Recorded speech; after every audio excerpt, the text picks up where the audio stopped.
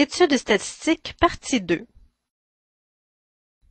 Dans cette deuxième partie, nous verrons les différentes méthodes d'échantillonnage.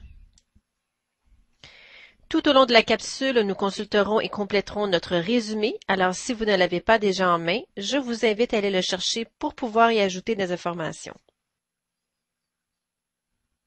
Dans la première partie, nous avons vu les définitions de recensement, de sondage et d'enquête.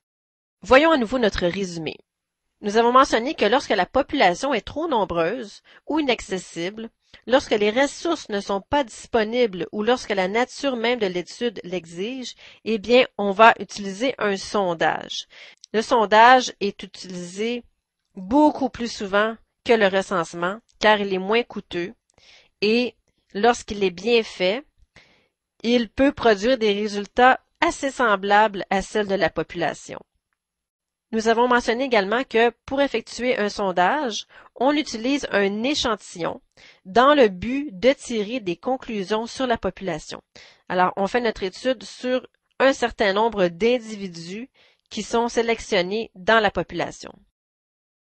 Alors, dans cette capsule, nous verrons les méthodes d'échantillonnage, c'est-à-dire comment on s'y prend pour former un échantillon qui soit représentatif de la population.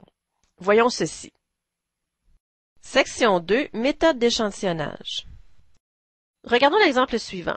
Julie, qui est en 5e secondaire, se rend au bureau de la directrice de son école pour lui faire part des résultats de son sondage. J'ai demandé aux étudiants de ma classe s'ils étaient d'accord avec le fait que le local de détente de l'école soit réservé aux étudiants de 5e secondaire uniquement. 90% des étudiants sont d'accord. Alors, Julie a demandé aux étudiants de sa classe de 5e secondaire s'ils étaient d'accord avec le fait que le local de détente de l'école soit réservé uniquement aux étudiants de 5e secondaire et la majorité des étudiants ont dit oui. Qu'est-ce qui cloche dans le sondage de Julie d'après vous? Est-ce qu'on peut qualifier ce sondage d'un sondage adéquat?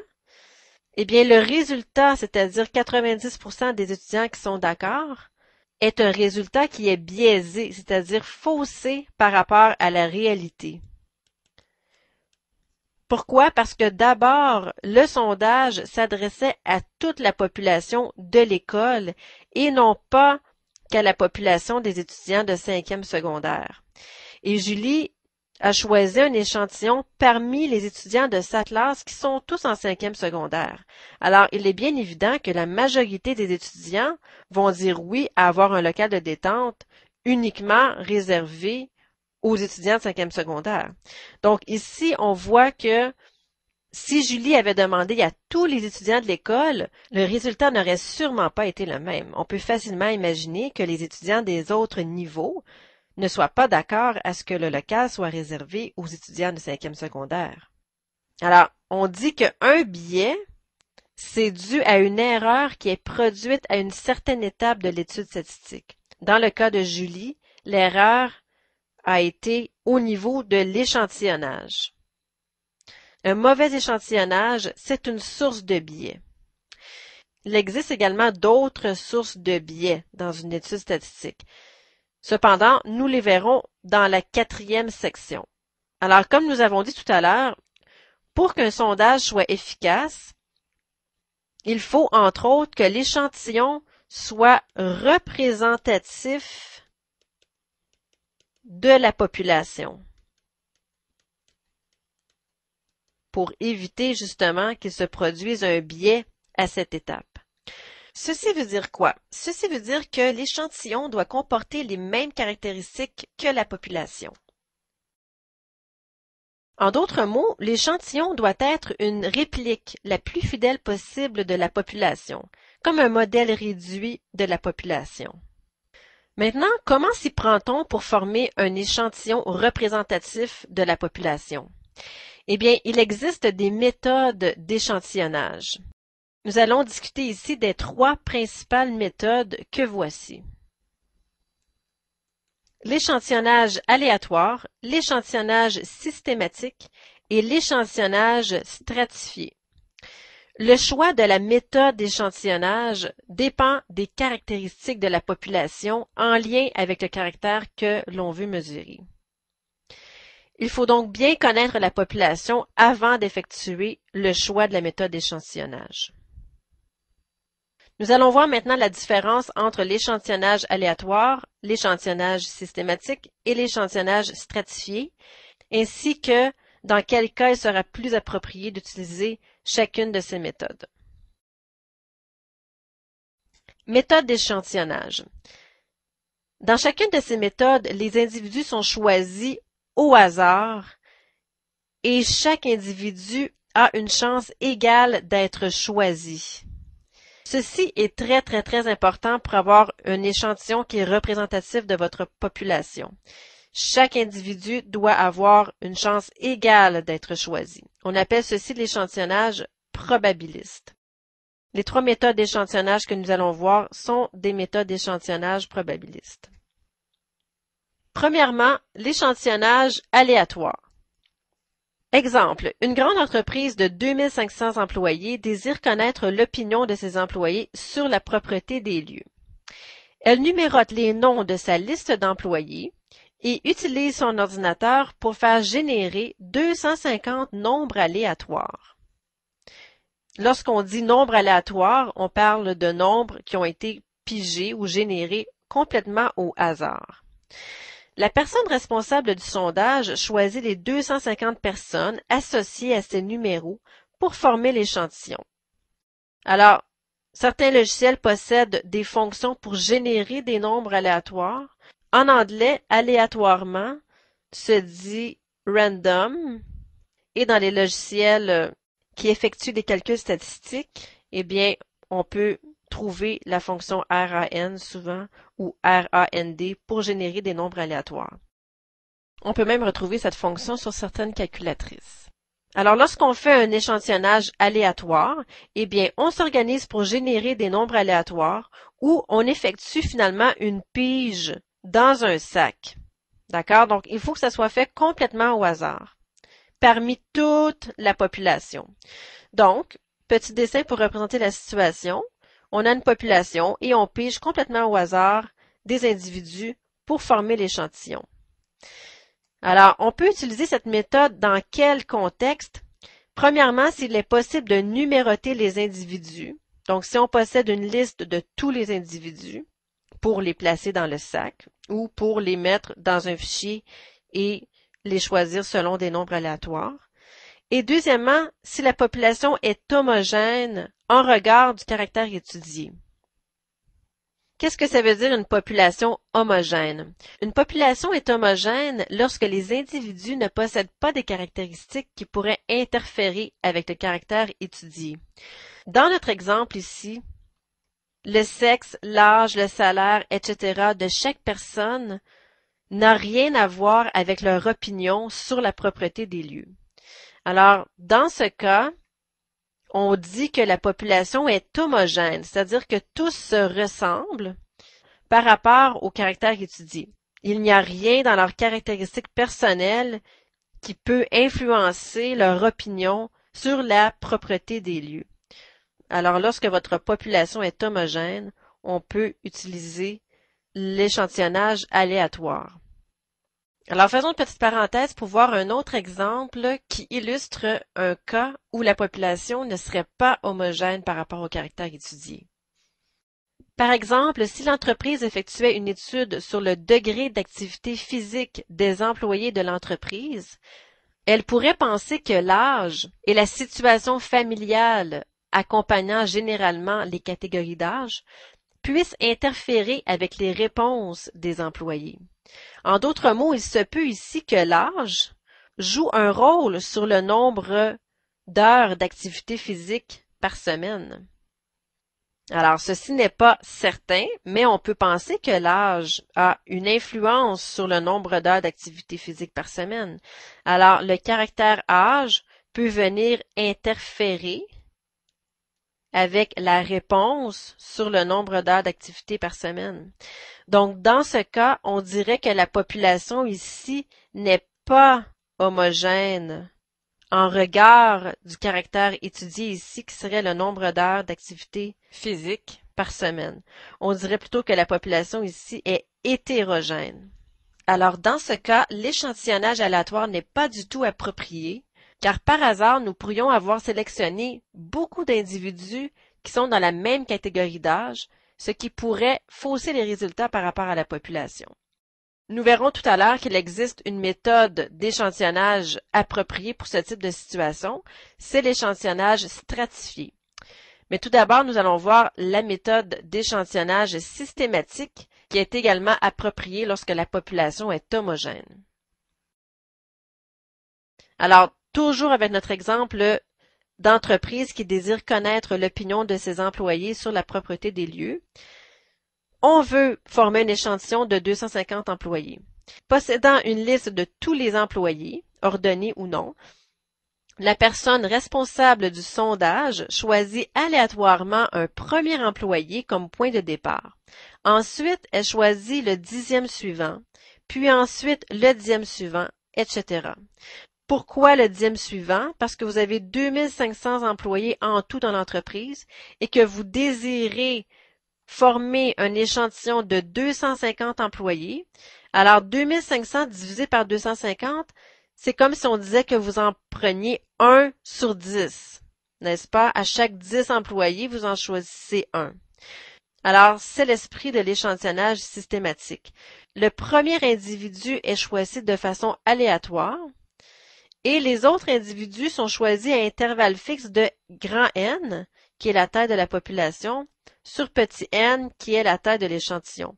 Donc ici, le 2500 employés au total, divisé par 250, parce que l'échantillon doit contenir 250 employés, ça fait 10. Ça veut dire, en d'autres mots, qu'on prend un employé sur 10 pour former notre échantillon. Alors, graphiquement, on peut représenter ceci par des petites barres comme ceci. Supposons que la sélection aléatoire pour le premier individu a donné comme résultat le 3e employé. Alors, on sélectionne le 3e et ensuite, on va compter la 10e personne suivante. Donc, on va tomber à la 13e personne. Ensuite, plus 10, on va prendre la 23e personne sur la liste. Plus 10, la 33e. Plus 10, la 43e. Et ainsi de suite. Vous voyez, donc, c'est quand même quelque chose qui est aléatoire parce que la première personne est choisie de façon aléatoire. Donc, les autres sont nécessairement choisis de façon aléatoire globalement dans la population. Voilà, donc on peut utiliser cette méthode s'il est possible d'ordonner les noms des individus, donc les placer selon un ordre quelconque, parce qu'on sélectionne les énièmes individus. Et la population doit également être homogène ici en regard du caractère étudié. Voilà, donc les conditions d'utilisation sont presque les mêmes que l'échantillonnage aléatoire. Donc, aléatoire, c'est une pige complètement au hasard, tandis que systématique, le premier est au hasard et ensuite, on va chercher les n divisé par n suivants. Voilà.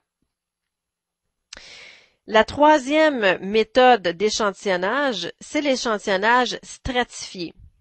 Alors, revenons ici avec l'exemple sur l'étude sur l'activité physique des employés.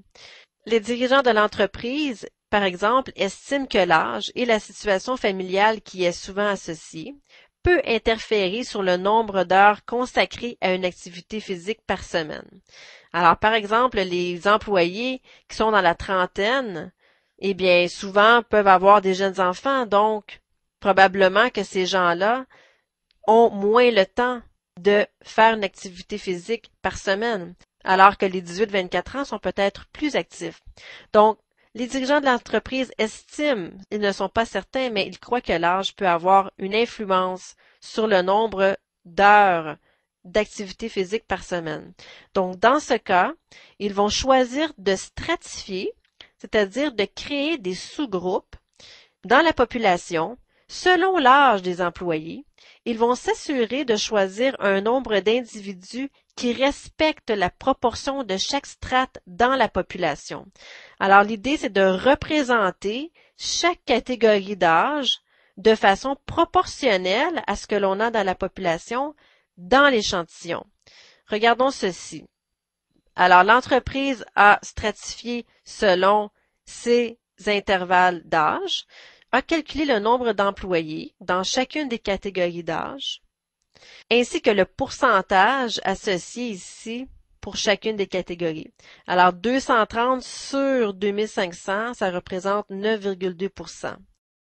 Alors, pour former l'échantillon de 250 personnes, on va choisir 9,2% de 250, qui donne 23, pour faire partie de l'échantillon.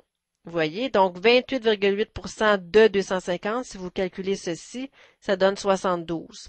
35% de 250, ça donne 88.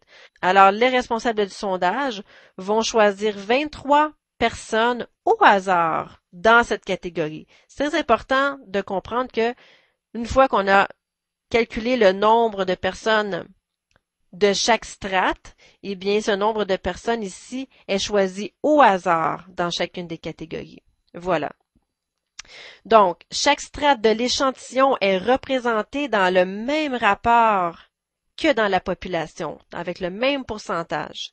Les individus seront choisis aléatoirement, c'est-à-dire au hasard, dans chacune des strates. Dans quel cas utilisons-nous cette méthode? Lorsque la population est hétérogène par rapport au caractère étudié et lorsqu'on connaît évidemment les données sur la population en ce qui a trait à la caractéristique selon laquelle la population est stratifiée. Alors, il faut connaître l'âge de chacun des employés ici pour pouvoir créer les strates et compter le nombre d'employés dans chaque strate. Voilà.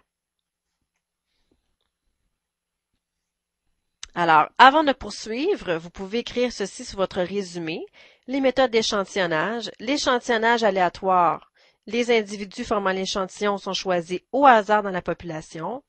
L'échantillonnage systématique. On prend un premier individu au hasard et on calcule les n sur n suivants.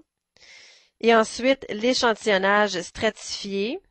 Chaque strate de l'échantillon est représenté dans le même rapport que la population. Vous voyez ici, on a différentes strates. L'échantillon ici possède des strates qui sont représentées dans le même rapport que dans la population.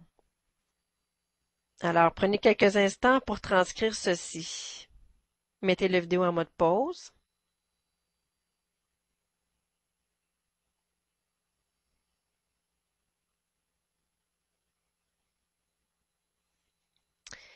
Maintenant, passons à un petit exercice sur les méthodes d'échantillonnage. Exercice 1. Déterminez une ou deux méthodes d'échantillonnage appropriées pour chacune des situations suivantes. Voici les situations. Je vous laisse faire ceci, mettez la vidéo en mode pause et je reviens ensuite avec la solution. Solution de l'exercice 1.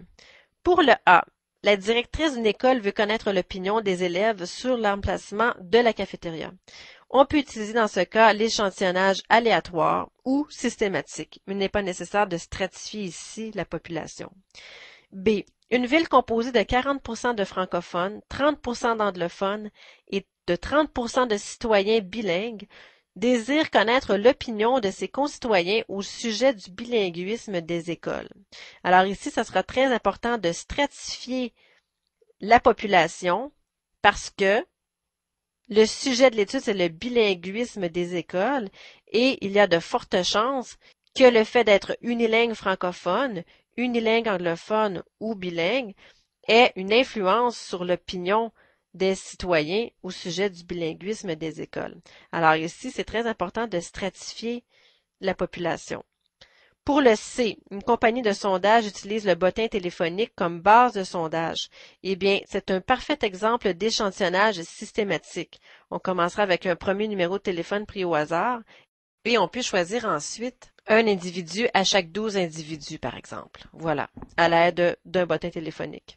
Ceci s'utilise présentement dans les sondages par téléphone. D. On désire vérifier la qualité des contenants de plastique à la sortie d'une chaîne de montage. Eh bien, même chose, vous allez vérifier un contenant de plastique sur, je ne sais pas moi, 15 ou sur 20 ou 1 sur 30, dépendamment de la taille de la population. L'échantillonnage systématique ici est très approprié dans cette situation. On aurait pu également choisir l'échantillonnage aléatoire. E. Un pays désire connaître l'intention de vote de ses citoyens en vue des prochaines élections. Lorsqu'on veut connaître l'intention de vote des citoyens dans un pays, il est important que l'ensemble du pays soit bien représenté dans l'échantillon. Alors, si le pays comporte par exemple 5 provinces, eh bien, on va s'assurer qu'on a la même proportion d'individus dans notre échantillon que dans les 5 provinces. Donc, ici, l'échantillonnage stratifié est la méthode la plus appropriée. Voilà. Exercice 2. Martin désire effectuer un contrôle de qualité sur des disques compacts fabriqués dans l'usine où il travaille. Deux machines, la machine A et la machine B, fabriquent des disques compacts. Trois machinistes, que l'on nomme ici machiniste numéro 1, machiniste numéro 2 et machiniste numéro 3, travaillent en rotation avec ces machines. Voici un tableau résumant la quantité de disques produits dans une journée. Si Martin désire effectuer un échantillonnage stratifié de 500 individus, déterminer combien d'individus feront partie de chacune des catégories. Alors, trouver le pourcentage représenté par chacune des strates et appliquer ce pourcentage aux 500 individus. Je vous laisse faire ceci, mettez la vidéo en mode pause et je reviens ensuite avec la solution. Solution de l'exercice 2. Alors, si on additionne le total de disques dans chacune des catégories, on obtient 8000 disques. 2000 sur 8000, vous effectuez 2000 divisé par 8000, ce qui vous donne 0,25 et ensuite fois 100 vous donne la réponse en pourcentage. 1500 sur 8000, 18,75%. 1000 sur 8000, 12,5%. Même chose ici. Ici, 500 sur 8000, 6,25%. Et 2000 sur 8000, 25%. Alors, le calcul du nombre d'individus dans chaque strate donne ceci. 25% de 500, 18,75% de 500, et ainsi de suite, ce qui vous donne ici le nombre d'individus à utiliser dans chacune des strates. 125, 94, 62, 63, 31 et 125. Voilà. Ceci termine la capsule. Voici à nouveau les méthodes d'échantillonnage que nous avons vues. L'échantillonnage aléatoire, l'échantillonnage systématique, l'échantillonnage stratifié et nous pouvons ajouter un petit exemple de calcul ici pour le nombre d'individus à sélectionner pour un échantillon dans le cas de l'échantillonnage stratifié. Alors, une population, 3 strates, le pourcentage de représentation associé à chaque strate et le calcul du nombre d'individus à sélectionner dans chacune des strates pour l'échantillon. Voilà. Sur ce, je vous souhaite un bon travail.